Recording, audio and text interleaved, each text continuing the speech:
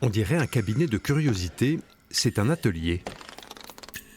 On y gratte, assemble, peint des squelettes.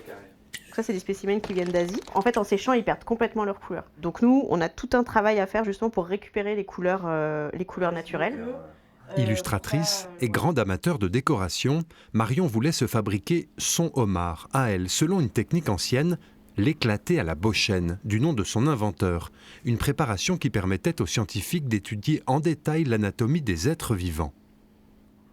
On a une espèce de rigueur scientifique parce qu'à la base, l'éclater à la Beauchesne, c'était un procédé muséal et scientifique, et on essaye vraiment de rester dans cette optique-là. Mais bon, si c'est décoratif, c'est quand même le but aussi, quoi. On essaye de faire des beaux objets.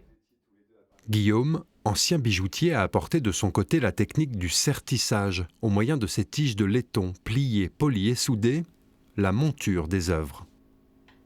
Ce dont je suis plus fier, c'est de pouvoir montrer la beauté de l'évolution de l'animal, que les gens prennent conscience qu'un homard, c'est une véritable sculpture vivante qui a mis des millions d'années à cette forme magnifique, quoi. L'idée a séduit dès leur passage il y a 3 ans dans un grand salon de décoration parisien. Des musées, mais aussi des amateurs français, hollandais, américains déboursent les quelques milliers d'euros nécessaires à l'acquisition de ces pièces uniques. On n'avait pas fait un plan d'affaires, on n'avait pas étudié beaucoup la question, on s'est juste dit bah, on a envie de faire ça, on essaye, puis on verra bien. Et puis voilà, donc ouais, on est toujours étonnés.